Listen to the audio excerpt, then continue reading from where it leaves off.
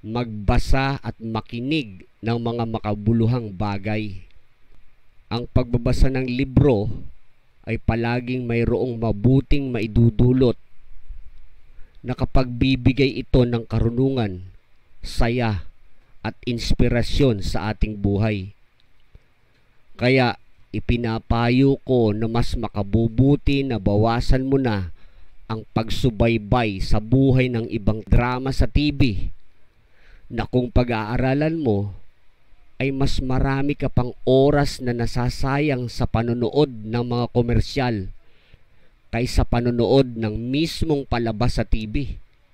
Mas makabubuti na maglaan ka ng panahon at oras sa pagbabasa ng libro, lalo na ang Biblia. Mas maganda ang maidudulot nito sa iyo.